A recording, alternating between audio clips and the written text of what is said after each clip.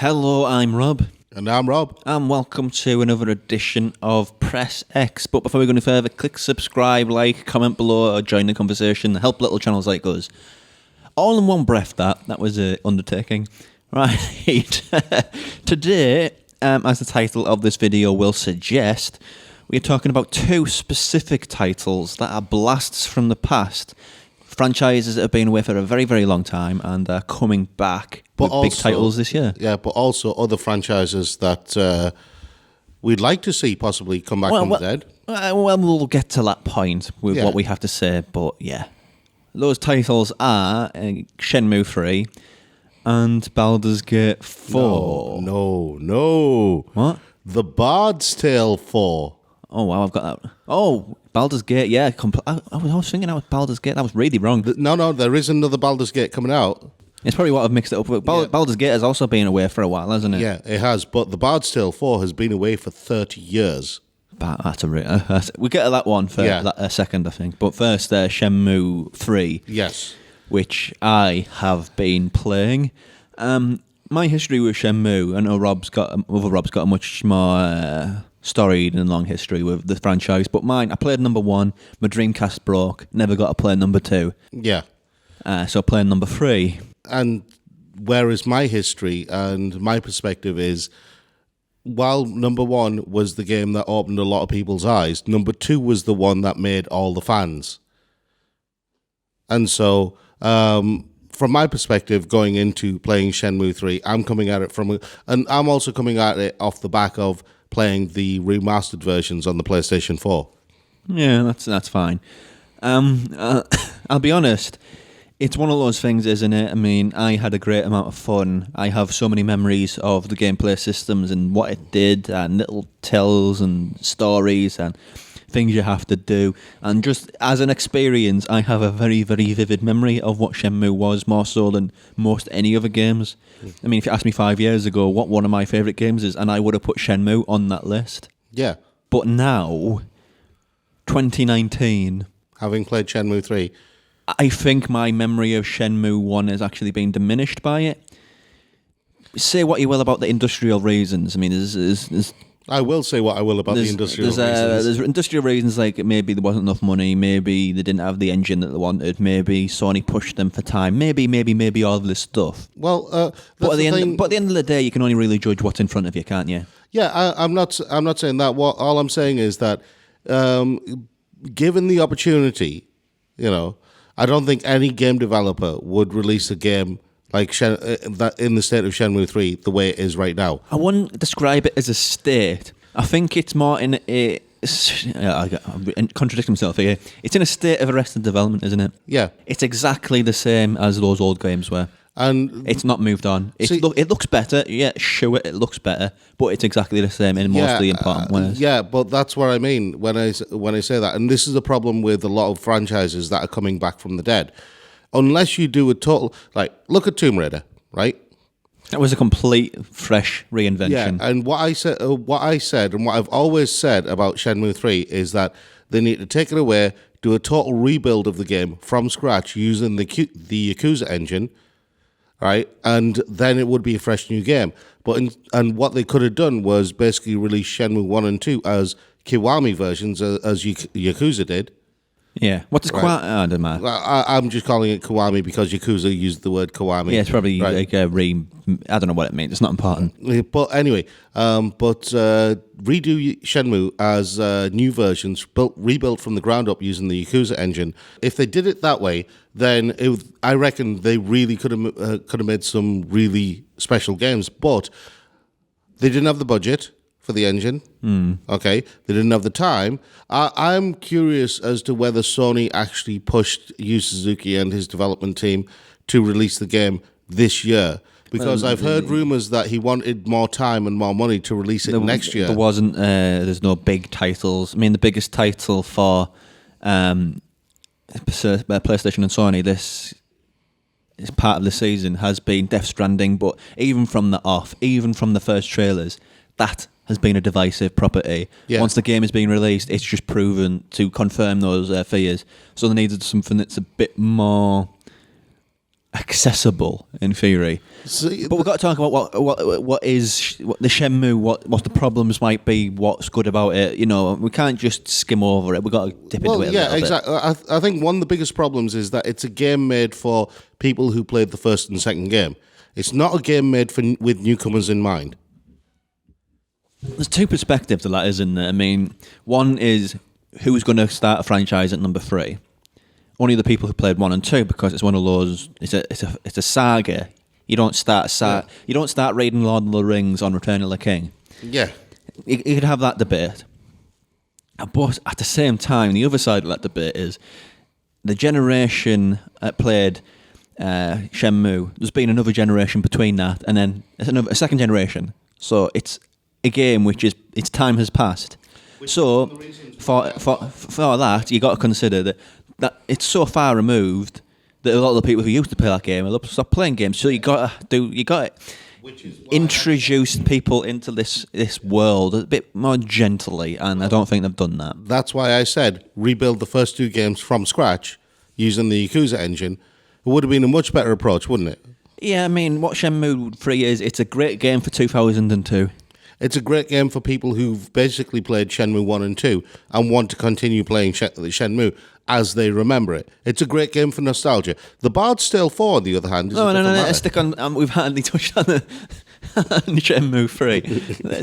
But I think the fundamental problem with it is, for me, is just how stiff it is. It kind of... Yeah. I mean, I came from Horizon Zero Dawn to play that, so that's probably not the fairest of comparisons, because it's a game which is like a super polished to a game which is very much of its era, even though it's more contemporary. But it's of an era which is gone. But at the same time, the problem with it is it's just how it's as a comparison piece, as you put 2 pictures next to each other, playing a very modern game next to one which is of like the late 90s, early 90s, it shows you how much games have moved on. So as a curator's piece, a curator's egg, Shenmue 3 is very, very interesting. It's the same with acting. People uniformly use this sort of tools to which beat the video game industry with say the stories are really rubbish and it's badly acted. Maybe, but it used to be a lot worse, because the voice acting in Shenmue 3 is like when you put a text to voice simulator on your computer and have that read all the script. But it's also good on the level even that it's a type of game which just isn't made anymore. I mean, fair enough, the combat it doesn't feel like it has any sort of weight or connection with it. Yeah, but at the same time, it's a proper legitimate story, like a point-and-click adventure, which you really go into it. Yeah, it's not the most detailed or in-depth story, but it's a story that you can really sort of luxuriate in. Yeah, see, this is where you and I differ on this, right? I actually like Shenmue 3, flaws and all.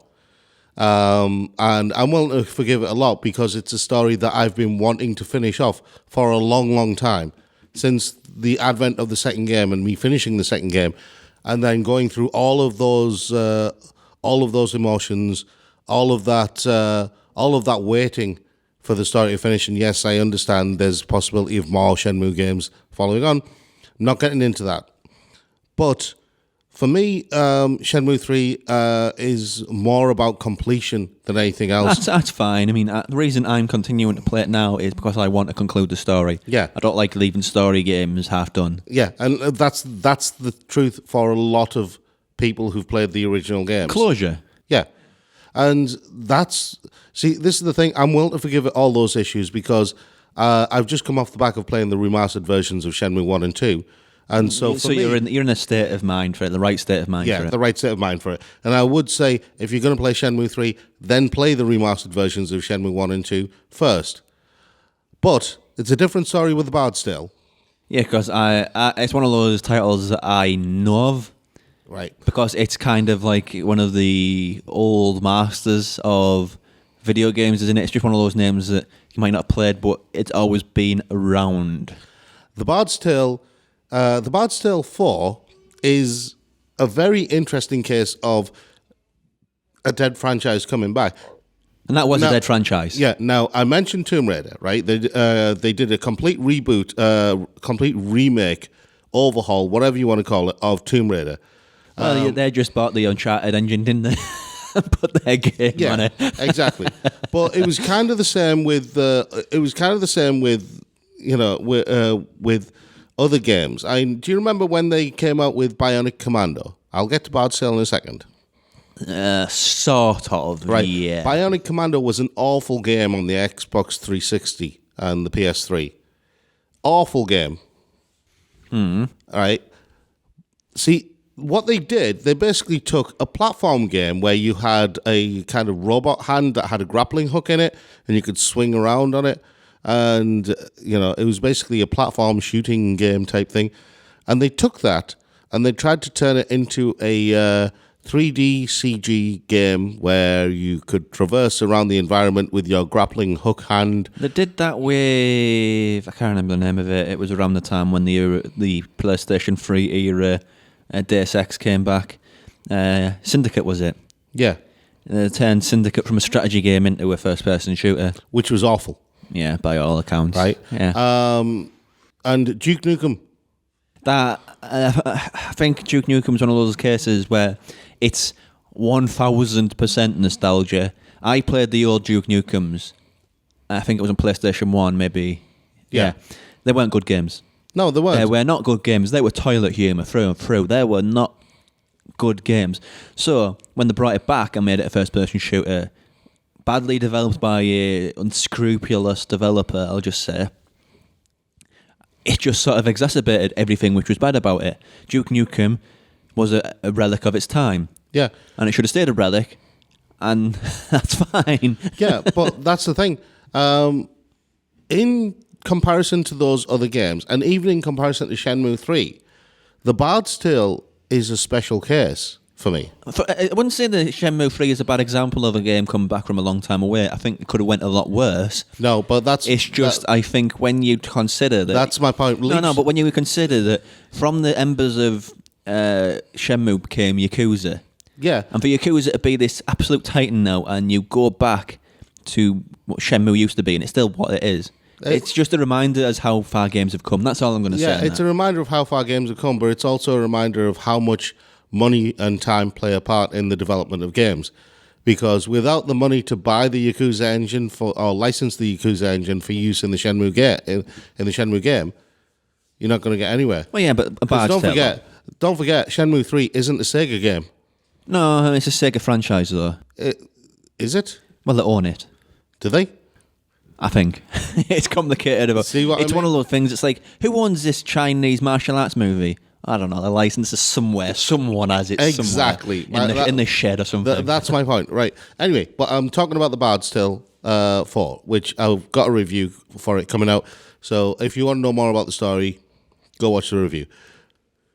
But with The Bard's Tale 4, you have a 30-year gap. Now, you think about the development of video games in that time. We're talking from text adventure and basic first-person perspective. It was what is it? Commodore and Amiga and... No, 30 years is The Bard's Tale. What console or computer We're talking would that mid-80s. Yeah, I mean, that's Amiga. Amiga and Commodore and Spectrum and stuff like that. We're not talking Amiga. We're talking Commodore 64. Yeah, I mean, there were just lines when there weren't a lot of...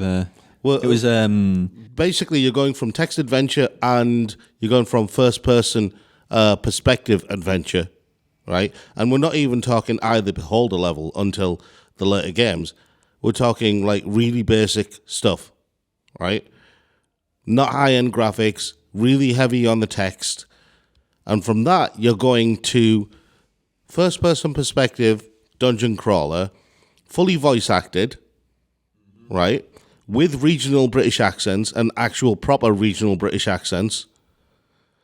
You're talking about I wouldn't say it's the best control system. I wouldn't say it's the best combat system, but it works. It's turn-based. Mm-hmm. Music plays a big part in it. It has that rambunctious body humor that I always liked about The Bard's Tale, which was kind of lacking in The Bard's Tale 2004. That I wouldn't say it was an awful game that came out on the PS2 and the Xbox, but it's not really considered canon. Okay. But to take what was in the first three games and then bring The Bard's Tale back for a fourth installment in 2018, right? And then have a Game of the Year version of that come out in 2019. That's an achievement. I mean, you basically have to go back and recapture the essence of what made those three games in the 80s, what everybody liked about them, and basically get people of my generation who played those games, get them to buy into it again. And you know what? They actually managed to do it. It's a hard sell because a lot of your generation have kind of moved on past games. Exactly. But In Exile Entertainment, I think that they're the ones who developed it, if I remember rightly, but they actually managed to do it, which is the really shocking thing. I mean, I was sold. When the game starts, it starts with this, with an FMV of all the things. There's a blast from the past. It starts with an FMV of people, and I think they're from the development team. Was it full motion video? Full motion video, which the last time I saw that was in games like Night Trap and stuff like that. Which Sierra. is like actors doing it. Yeah. Like playing at home. But it's basically this... Like literal human beings, not like graphics or whatever. Exactly. And Command & Conquer was very famous for him. The thing is, The Bard's Tale is one of those games where it's never really taken itself seriously in certain ways, and I think the developers have done that as well, because there's a scene at the beginning of the game where you've got a bard telling a story to a bunch of listeners, where it's clear the listeners look like people from the development team who've just stuck fake ears and fake beards on. It's so badly done, but it works for some reason. And so, yeah, the game has... it doesn't hold back on swearing or anything like that. It doesn't hold back on a lot of things, which is what I wanted from Bard's Tale game. Yeah, but we're going to be talking about both Shenmue 3 and Bard's Tale. I'm doing a review of Shenmue 3 where I complete the game. Yeah. Like, from beginning to end, give it a very, very, very exhaustive opinion on it. Yeah, same with me in the Bard's Tale. But here's the thing, right? There is something to be said for bringing dead franchises back. But I think you really need to be careful with them. Because you basically have to reinvent them. They can't be the same thing they used to be. Yeah, I mean, well, they can, but you basically have to do something like the Bard's Tale have done. And you can't really have any... Aside from the location and the characters, right? You can't really have any real connection to what came before.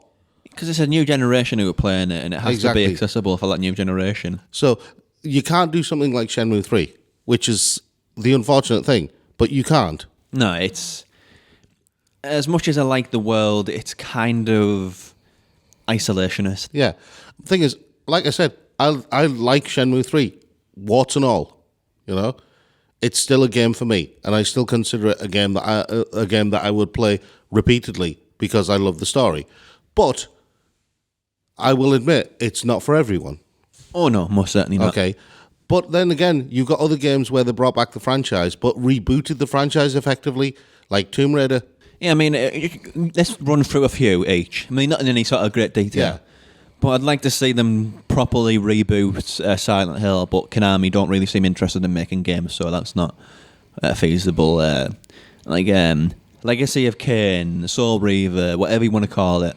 That Galaxy. I'll tell you what, I would love them to reboot the Legacy of Kain series starting with Blood Omen, the original Blood Omen. Yeah, I mean, it'd be a very hard one to do that. I don't know what else, really.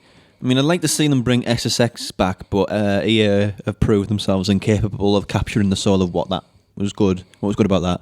Yeah. Dead Space, but really, those two last two I mentioned, the ones that we're going to talk about in a bit more depth in our Dead franchise series. Yeah. But you got any picks that you'd like to see come back? Oh yeah, Klonoa. Yeah. It seems to be getting a lot more awareness these days, Klonoa. Yeah, I'd love to. Thing is, I'd love to see them do a new Klonoa game. And what was that game on the Xbox One called? The one that was a bit like Jet Set Radio, but with zombies. Sunset Overdrive. That was it. Because I'd like to see a new Jet Set Radio game. Who owns that? I don't know. Who made that? I can't recall. I can't remember either. I know that loads of people want stuff like Chrono Trigger and stuff like that. I'd love to see a new updated version of games like The Legend of Dragoon or Alundra or something like that. Alundra was a no bones about it Zelda ripoff though, wasn't it? Yeah, it was, but it was cool with it. It was fun with it. Yeah. I know that the thing is, I know they're bringing out System Shock 3, which is already in development. So I'm not going to mention System Shock. That's another one where they'll have to do a lot of work to sort of reintroduce a lot of people who might have missed it. Yeah. And I fear they won't. But there we go. That's just what it is. I would like to see a new Silent Hill game, as you said. But Konami don't seem interested. I mean, if they're not interested, sell it on. Sell on the license, make some money from it, and move on. Just don't keep these franchises as hostage.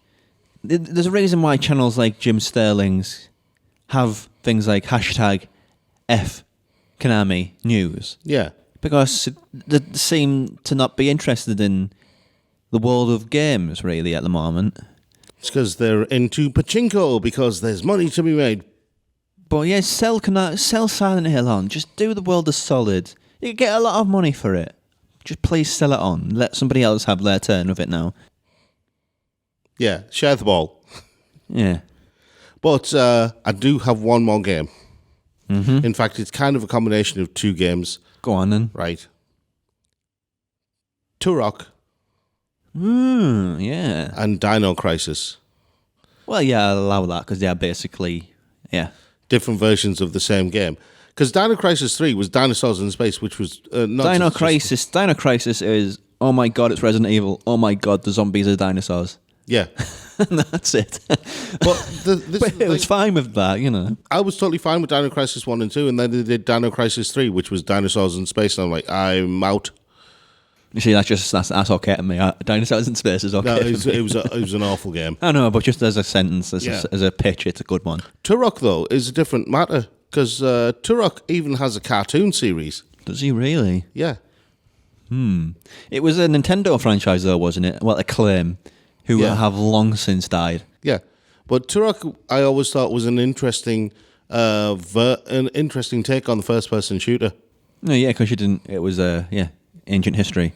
So wasn't all guns and warfare and whatnot.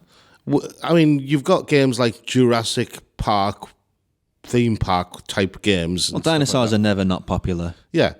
So, and they're redoing Resident Evil too and stuff like that. Why not use the Resident Evil engine to do a dinosaur game? Well, apparently they're using the Resident Evil engine to remake Resident Evil 3, which, if you listen to our Resident Evil retrospective episode, we think the much better option would be Code Veronica for the next one, but that's not our choice. Resident Evil 3, fine, fair enough. If they make it better, fair enough. Go on for it. But yeah, that's all we have time for. Do stay tuned to the channel for more of those opinions and hot takes from Shenmue and A Bard's Tale. Not Baldur's Gate. I got it right this time. Thanks for watching.